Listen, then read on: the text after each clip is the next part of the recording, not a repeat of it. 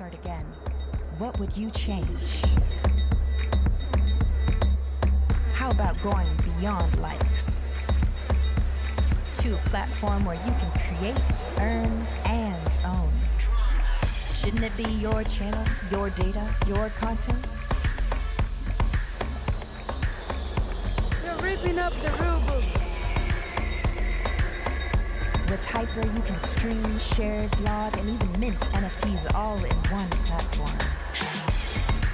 We're mobilizing the change seekers, the doers, the next generation of difference makers. All over the world, content creators are waking up. The social media revolution is here. Make sure you're a part of it. Join Hyper.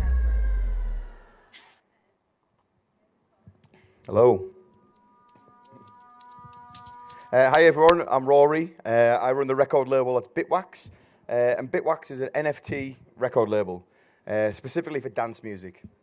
Initially, we started in 2019 as a vinyl record distribution business, accepting cryptocurrency for vinyl records, which is Bit for Bitcoin and then Wax for vinyl, catchy little name. And then eventually we decided to evolve into an NFT dance music record label because there wasn't much profit in selling vinyl records, and you're sitting on a lot of dead stock, and it's just it's a new way for the music industry to be revolutionized, we deemed. A little bit about myself. I have 5+ years in cryptocurrency. I run a podcast called Algorithmic, where I interview some of the biggest music producers and platforms in the NFT space. I'm also a moderator for Beatport for their NFT project Synthheads. I work with gold and platinum record music producers. I do a lot of advice and consultancy for them. I work with multiple Radio 1 DJs, and my favorite is I work with the management team for Melody, Dennis Sulter, and Annie Mac. And all these people are just trying to get involved in the music NFT business, and they're just trying to understand it a bit better. And it's part of my business to on-ramp and educate these people into the world. Next slide. So before we start, I just want to go over a few buzzwords which will crop up throughout this discussion. You might not be familiar with these, so we'll start off with the first one, which is blockchain. Blockchain is where the cryptocurrency transaction data is stored. The blockchain, we don't need to go too heavy into this, but it's a decentralized network where it's just a ledger of every transaction that happens, and no one user owns that. It's controlled by many, many thousands of computers. Web3 is the new version of the internet. So the internet, as you're aware of, is Facebook, Google, Spotify. These are all Web2 platforms where one centralized server owns the data and controls this site. Web3 in this term is based upon Ethereum, which is a programmable blockchain. NFT stands for non-fungible token. Fungible is probably one of my favorite words. It's quite nice. It rolls off the tongue. And something that is fungible means that non-fungible means it's non-divisible. Fungibility is it's being able to divide it. And then finally, we've got wallet. This will come up a few times. And a wallet is where your cryptocurrency digital assets are stored upon the blockchain. So this is where you as the owner send and receive your NFTs, your cryptocurrency, and whatever else it may be. Next slide. So, what are NFTs? NFTs are digital collectibles. The NFT itself carries no inherent ownership rights, but the media can be bought and sold by the collector. A great way that I like to tell people about NFTs is to picture them as essentially a digital vinyl. So a vinyl record in its own right is a different form of music in a different media format. So it's a plastic circle of music, and the sleeve is a nice piece of artwork which pairs with it together. And the NFT itself is pretty much the same concept, but digitally. You own a collectible form of visualized media with some music that goes with it. It's just a different form of collectability. Next slide. So an NFT is a new way to connect artists to fans directly. So every user on the network has ownership of your wallet, which we mentioned about earlier. So the musicians can sell and interact directly with their fans without the need to rely on third parties. This is incredible because it cuts out a lot of the processing of people in the middle, taking fees out of the artist's pocket when there's sales and royalty splits involved. And it also just creates a new way that now an artist can track every single person who owns one of their digital collectibles. So an example of this I like to use is Carl Cox. If you think about Carl Cox, he wanted to connect to everyone who owns these original vinyls that were pressed in the 90s. This could be possible. He could send out emails, he could put Facebook posts out on advertisements, and he could possibly find maybe 20% of the people who own his original vinyls, and then he could say, thank you for still holding these vinyls, thank you for purchasing these, and maybe send them a goodie bag. With NFTs, because it's all stored in a public blockchain and it's all a database of who owns what, we can just go directly onto the blockchain, see who's purchased these NFTs back from the 90s, and just reward them directly with really zero to no hassle whatsoever. Next slide. So nowhere to hide. This is where it gets there's a little bit of a sour touch to this one, but it's also really great for the artists themselves.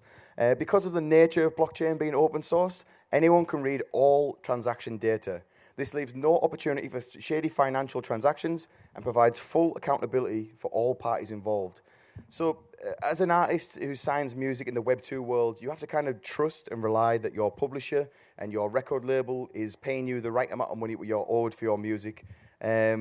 Yeah, and again, the word trust is, as we're all well aware of, well, I won't name any Web 2 record labels, but there's a lot of shady financial doings that go on and a lot of money which doesn't get paid out to the artists. Whereas blockchain data, there's nowhere to hide. So we can see every wallet, every person who's transacted on the network, and we can see exactly where that money's going and how much percentage is paid to each person involved. So it's called trustlessly because we can just verify where the money is on the blockchain. Also, the shady part and a bit of the sad part of this nowhere to hide is now that everyone can see how much money you hold in your wallets, it does also pose a slight security risk. So somebody who may have just sold, let's say $1 million or $2 million worth of NFTs, and they live in a small local village town, and all their friends and family and people they don't want to know, they can verify their wallets on the blockchain, see that this person owns $2 million or holds over $2 million in NFTs, they know where they live. There's a potential security risk there. So we do have to bear that in mind when transacting on these networks. Next slide. So what everyone wants to know about is how to make money off these NFTs. So these are 4 earning potentials or different ways that they can enhance revenue for the artists in the NFT world. So musical NFTs have a greater earning potential for the artists. We'll start off with the unit price at the top right. So the unit price of an NFT is generally much higher than the unit price of an album, an EP, CD, or vinyl. The most expensive vinyl you'll probably buy on the primary market is maybe 30 quid, maybe £50 at most, and that's like a top of the range vinyl that would come with a box set.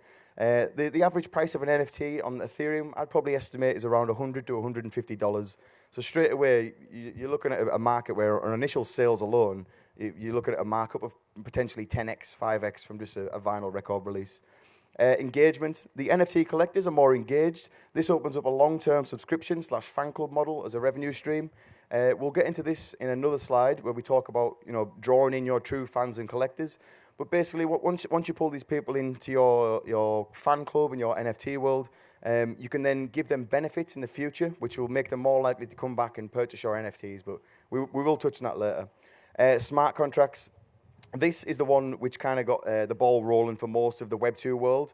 And I'll be honest, the best way to describe a smart contract to someone who's not familiar with what it is, it's a piece of code or a few lines of coding that will automatically process payments. So this could eradicate an entire publishing side of a record label.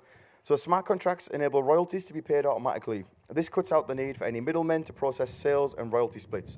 So we instantly, with a smart contract, we can cut out lawyers, publishers, A&R men, and people who have no right in taking money out of the musician's pocket. The smart contract does all for you with a few lines of code. And this isn't an earning potential. It doesn't earn them more money, but it cuts out other people taking money out of their pockets, so the artist is then given more revenue. And finally, this is probably one of the most incredible, I might say this a couple of times in the discussion, because NFTs are pretty insane, is royalties. A lot of people don't realize this, but NFTs have royalty fees encoded inside of them. Now, the NFT going rate for royalty fee is around about 10%. So I'll use Carl Cox as an example again.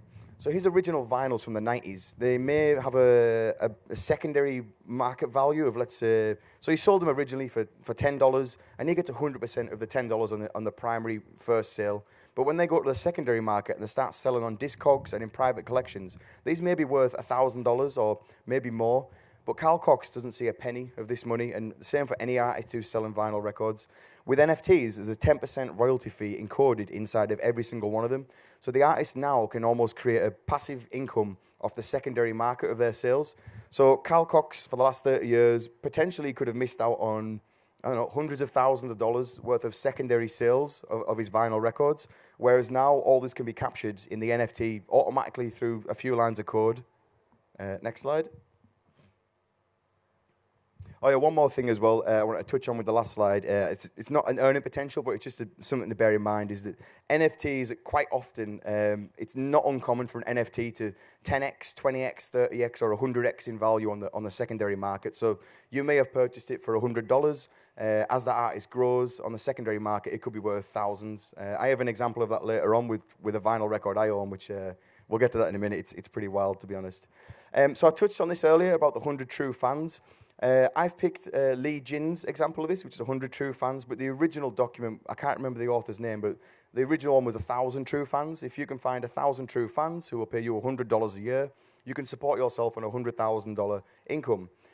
Lee Jin does it a bit differently, and this model fits better for NFTs. You look for 100 true fans paying you $1,000 a year, and as an artist, you can support yourself with $100,000. So one thing I want to describe with this pyramid, and a lot of people like to call cryptocurrency a Ponzi scheme, and it's quite funny that I use a pyramid in this, but trust me, it's not a Ponzi scheme, and probably by me saying it's a Ponzi scheme probably doesn't help calm your nerves, but we'll stick with the pyramid model for now because visually it works pretty well. So with Bitwax, I mentioned earlier that we're going to be issuing NFTs, and we're kind of taking a record label approach, and it's a new form of record label, and I use that in quotes because essentially all music, the idea is all music that we distribute on the Web2 platforms, we're just going to give away for free. So we're going to make this free audience box at the bottom as wide and as large as possible. So on Bandcamp, on Spotify and SoundCloud, maybe even Beatport, Apple Music, anywhere where you would purchase music from, we're just going to distribute and give it away for free. Like a fisherman, we're going to cast our net as far and as wide as possible so we can try and find these 100 true, hardcore fans who are willing to devote their money, time, and effort into purchasing your NFTs. So this top triangle should be a lot smaller.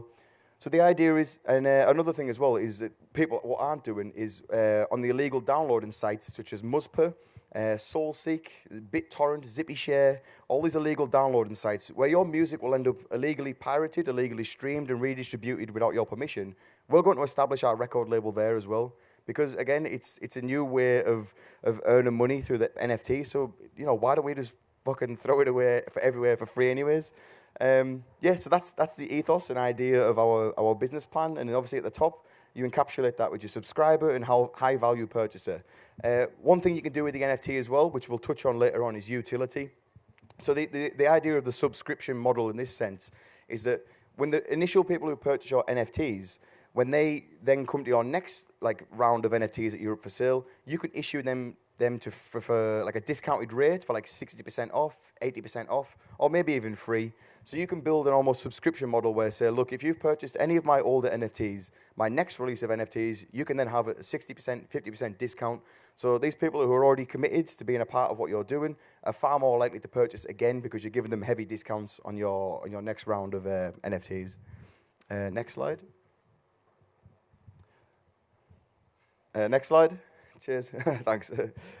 So scarcity. This one's a pretty easy concept to understand because we all understand this from the the vinyl record world.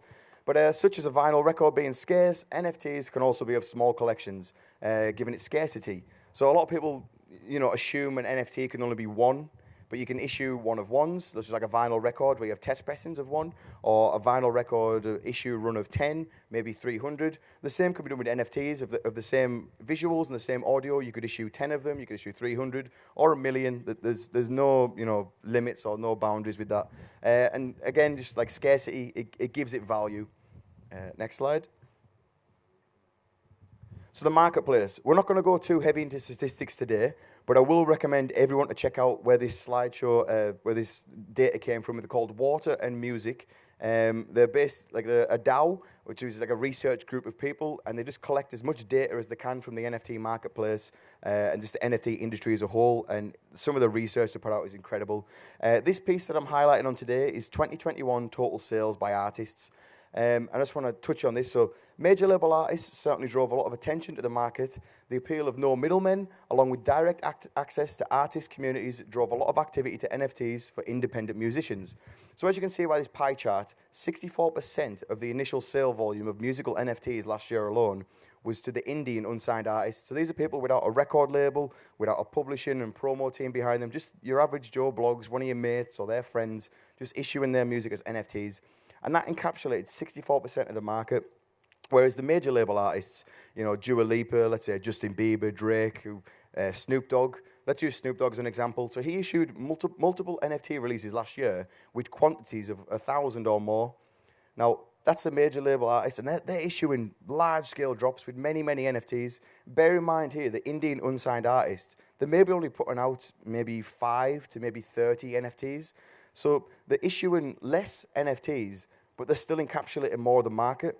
Now, this to me shows how heavily favoured towards the indie and unsigned artists this is, and people don't realise. And I actually imagine over time, this pink section will actually get smaller and smaller as people care less and less about the majors, and they'll really want to support the indie, unsigned, and just the, you know, just your local guys. This market is rife and ready for these people to really encapsulate and create a form of revenue for themselves without having to rely on a record label or publisher and, you know, all the scary people of the Web 2 world. Next slide. So the low barrier to entry, and I think I should put medium barrier to entry because it isn't low, but there is still some barriers. The low barrier to entry into the music NFT scene are a great opportunity for new musicians. With NFT and music being self-released, there's no boxes to fit into for genres and no label to please either. So your classical musicians, your generative musical artists who make soundscapes or cinematic screens, all these kind of musical pieces are, you know, heavily purchased and adopted and accepted in this marketplace. And when I mentioned low barriers to entry, like I say, it's like a medium barrier to entry. So you still have to understand, you know, what blockchains are, wallet security, how to purchase cryptocurrency, how to transact on the network. You know, there is gas fees and there's a few complications to get involved, but I'll be honest, they're pretty easily learned after a couple of sessions. And part of my consultancy with my business is I help bring artists up to speed with what they need to know to, you know, hit the ground running in the NFT world. Next slide. Right, now we're on to my favorite piece, utility. This is one of the buzzwords that'll crop up a lot, and a lot of people don't like the word utility, but I relish and absolutely love it. So I've actually got 3 slides on utility, so get prepared for these. So NFTs can become far more than a piece of collectible media. The utility are benefits that can be added on top of the NFT, which create more value for the collectible.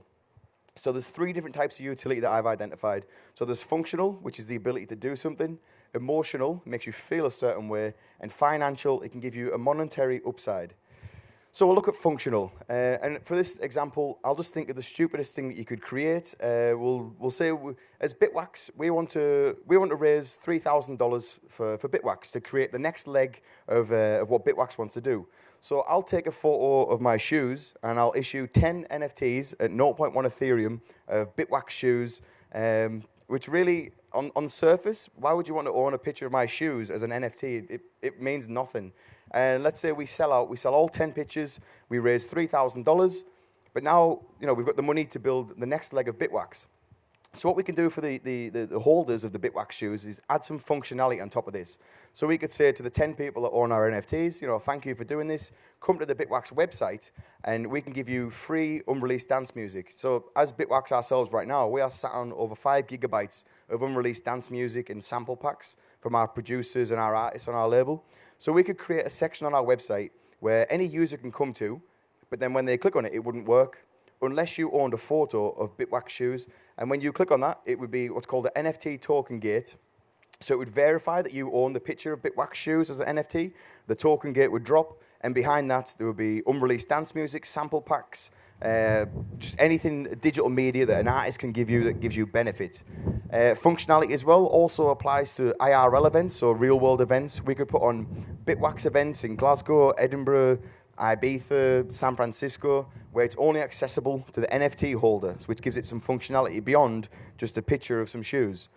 Emotional Now you, as a holder of the Bitwax shoes, you then enter a sort of community of 10 people, or almost a cult, where you're like, yeah, you a Bitwax shoe guy? Yeah, I'm a Bitwax shoe guy. And then, it creates this emotional bond in this community, which is very strong in the NFT cryptocurrency space.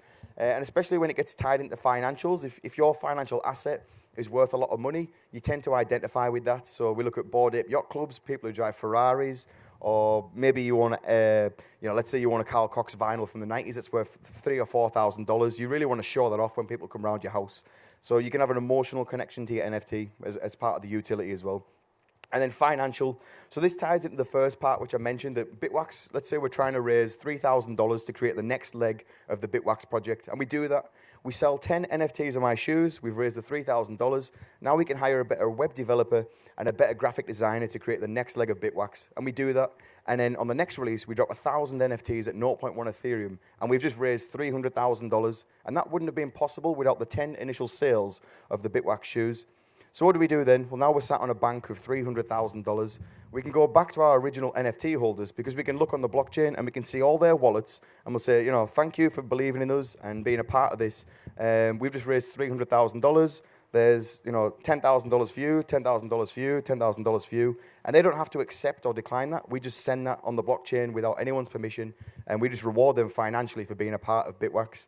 Another financial, or it sort of falls under the umbrella of financial, is all future Bitwax NFTs. We could say, thank you for purchasing the Bitwax shoes. Every single NFT we release in the future, we're just going to airdrop that for you for free. So every NFT we release, the public may have to purchase that, but our early supporters, we just send them the NFT. And every NFT we release in the future could have a value of, let's say, $200. So that every time we send them an NFT, it's essentially us airdropping them $200 that they could sell on the spot. Next slide.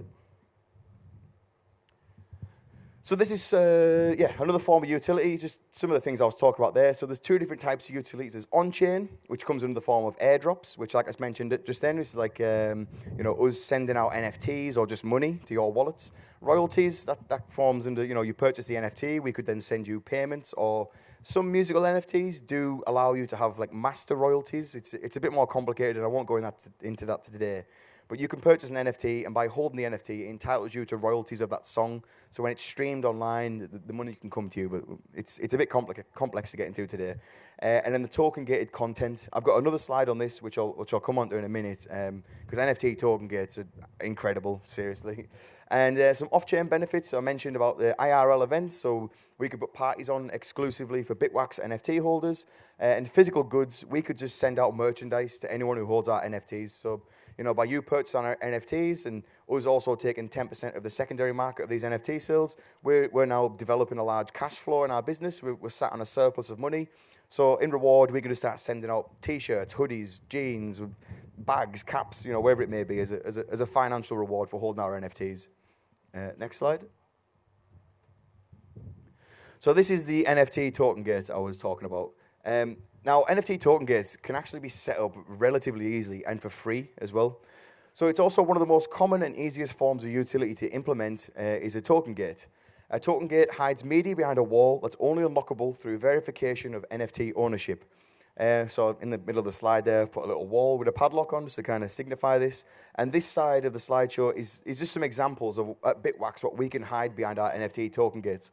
So from our musicians on our label, we have unreleased dance music, exclusive edits, stems, VST presets, sample packs, tutorials from our artists of how they make their music, exclusive interviews, and more, just anything digital you can think of. All of these things are very easy to implement, and all of these things add value onto the NFT. So people who purchase a picture of your shoes, they may have got laughed at for why have you bought a picture of some shoes? What good's that? But then that then unlocks this entire world of music which nobody else has access to apart from these Bitwax shoe holders. So then that gives the NFT massive value, because these DJs now, they can have songs which absolutely destroy dance floors all over the world, and nobody else has access to this apart from these 10 Bitwax shoe NFT holders. Next slide. Disposable. This is a little thing I want to touch on, but NFTs aren't as disposable as a standard musical release. So if you think about in the Web 2 world, purchasing on Apple Music, what's it, 99 cents, or streaming a song, it's free, or purchasing off Bandcamp, it's maybe $1 or $2, and it's really easy for the artist to set up. and it doesn't require much legwork financially and technologically. Whereas NFTs, there's a bit more of a legwork that you have to put in as an artist. You have to, like I said, understand wallet security, set this up, gas fees, money. There's a bit more hurdles to jump into. So the financial benefit of an NFT should be a bit more than a standard musical release. And that should reflect in it. So it makes it less disposable. So there's a lot more work that goes into it. So you're less likely to throw it away. One thing I want to touch on is that the average song on Apple Music sells for about 99 cents. And the median fee of using the Ethereum network in Q4 of 2021 was around $26 for every transaction you made on the network. So just from a starting point, your NFT, as of 2021 Q4, should be 27 times more collectible and authentic, and have more value than just a standard release on Apple Music. And that's where the utility comes in, where you can add all that extra value. Next slide. So this is, I touched on this earlier about a vinyl record I owned. So I own this. It was $69 that I purchased this for, and it's Abana. Abana, I love the guy. He's incredible. And he's probably one of the best examples of an artist using utility in the NFT music space. And he's just absolutely killing it at the minute. So Abana's a great example of someone using NFTs to their full potential. In total, from 2 releases, I estimate he's raised close to $40,000 on initial sales, and the cheapest Sativa Jazz NFT is nearing about $10,000 on the secondary market. Sativa Jazz is the name of the original track which he put out, which is this vinyl record here. So if you wanted to purchase this on the secondary market now, it's around $10,000. So I purchased the NFT. I thought it was a nice track. I liked the guy. We talked a bit on WhatsApp, and that was it. I got the NFT. And then I get an email a few weeks later. He's asking for my home address because he wants to send out some goodies. And I received the vinyl record in the mail. I received a handwritten thank you letter. I also received some rolling papers and some stickers. I was like, okay, this is pretty cool. On top of that, I also have exclusive access in his Discord. So we have exclusive channels inside his community where I can interact with artists such as Detlef, Bontan, and many other Web2 musicians and DJs, and also all the other Sativa Jazz collectors.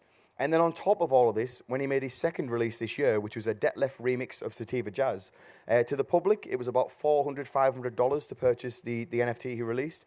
Whereas for me, I could pick it up at an 80% discount because I held one of his original Sativa Jazz NFTs. So now I own this NFT, and of course, I was more than happy to purchase the next batch of NFTs he released. And I also purchased some joint holders that he released as well. And all of these NFTs as a collected value, like I say, this is like $10,000 in the secondary market. And all the other NFTs together is probably another, let's say, $3,000 or $4,000.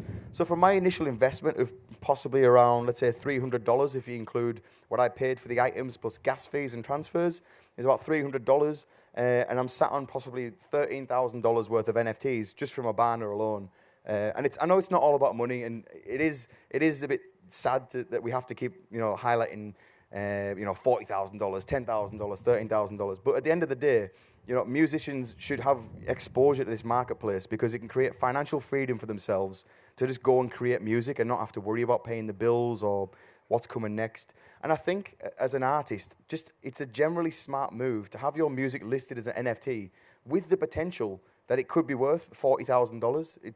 What's the downside risk? You put your music up as an NFT, and it doesn't sell. You put your music up as an NFT, and it does sell, and it could be worth $40,000 in years to come. I think it's a no-brainer, to be honest. Next slide. So, conclusion. Why does this all have to be built in Web3 on these fancy new blockchains with all this complexity, with gas fees and NFTs and wallets? Why does it have to be like that? And the answer is it doesn't. We can actually implement all of this in the current world on Web2. So this can all be done. Let's use Patreon, for example. So my good friend Hallie Donto is in the crowd today. Let's say he sets up a Patreon in the Web2 world, and we donate $5 a month to his Patreon, and we get exclusive, Hallie Donto artwork. We get, let's say he releases some music, we get exclusive Hallie Donto music, and then he also could send out some, exclusive interviews he might have done, and maybe some merchandise as well, because we're paying $5 a month for his Patreon. Everything I mentioned in here is exactly the same. This can all be done. What if Hallie Donto grows as an artist, and in a year from now, his NFTs and his artwork in the Web2 world is selling for $100,000 a piece? What do I get from that as a subscriber, as patron? Well, I get nothing. I can cancel my subscription and leave, or just carry on paying my $5 a month.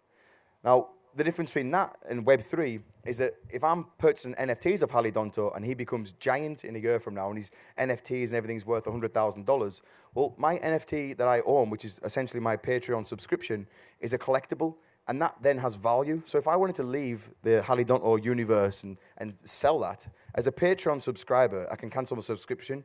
But as an NFT holder, I have a digital collectible that somebody else will want to purchase off me.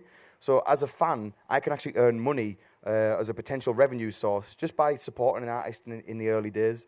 So yeah, like I said, this could all be done in the Web2 world, but when it comes to you as a fan, there's really not many benefits for you apart from the good feeling of supporting an artist. And who doesn't like money? So, you know, in the Web3 world, you can purchase their NFTs early and potentially, you know, set yourself up for life with a life-changing NFT. Next slide. Yeah, so that kind of concludes the presentation for this morning. Like I say, I'm Bitwax, if you want to find me on Twitter. So another thing we like to talk about with our consultancy is we also help out with advertising and just general ways to approach the Web3 world. So around 70% of the initial sale volumes on OpenSea came from Twitter last year alone. So we're heavily established on Twitter. So that's why I put the tweet link at the top. But if you also want to check out our website, it's bitwax.co.uk. And if there's any questions from today, I know there was a lot to take in there. This has all been recorded, so you can watch this back online.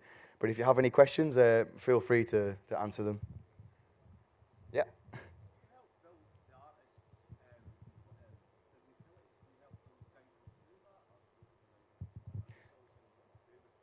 Yeah, so the question there, if anyone didn't hear that, is do we help build the artist's utility? Yes, we do. Yesterday and the day before, like I say, I was in a meeting with Melody and like his management, and they were just trying to understand what they can do, because Melody himself, he's almost like a graffiti / like fine artist, and he wants to release his NFTs, and he's not quite sure what utility is. So we just sat down. We've had about 2 hours of meetings with all these people together, and we just talked through the different ways that he can issue the NFTs and how he can add utility, and how he can implement that into his website, different tools and resources he can use to make the utility as seamless as possible. So yeah, we'll happily sit down with an artist and talk them through the whole process and help them set up utilities and what's best to do and what's best to avoid. Because the cryptocurrency world, it's like shark-infested water. You can get eaten up and chewed up by scammers, and it's so easy.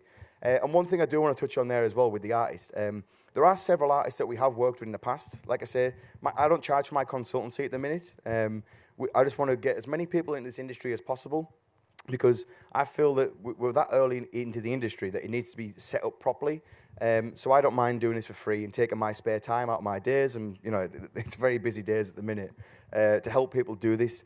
But there have been several artists that I've worked with where I'll spend an hour or 2 hours talking through the processes of setting up wallets, utility, and et cetera, et cetera, et cetera. And then I always schedule a follow-up meeting for either a week or in 2 weeks' time. And we come back and I update and see where they're at as an artist and what questions they now have for me, because I've given them all this research to go away and work with. And there's been several times when I come back to them and they haven't researched or done any legwork themselves. And I'll be honest, I don't want to work with people like that. I don't mind taking the time out of my day to help artists get set up and ready in this space, but if they don't then come back to me doing some legwork, there's no benefit for me to carry on working with them, because it just shows lack of interest. Yeah, I hope that answers your question. Yeah. Any more? I was done. Yeah.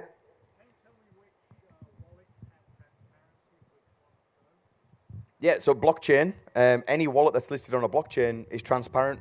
It's all open source. Yeah?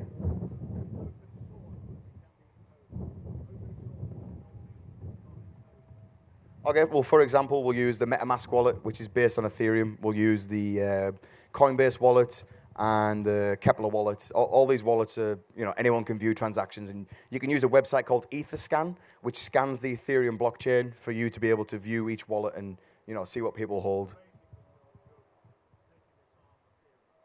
Yeah, I mentioned at the start that when I talked about Web3, I'm talking about Ethereum. What's not Web3, sorry? Yeah, all this is being built on top of Ethereum, which is a programmable blockchain.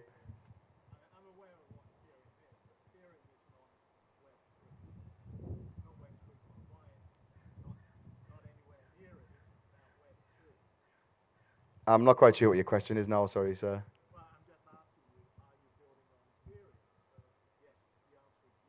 Yeah, we're building on Ethereum, yeah. I think your initial question was about open source.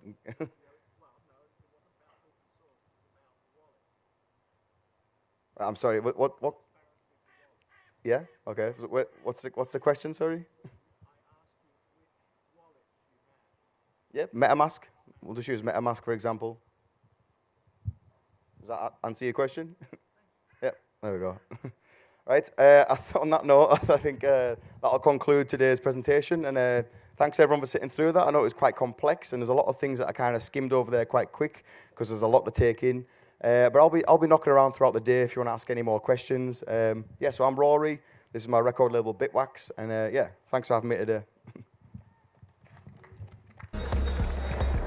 If social media could start again, what would you change?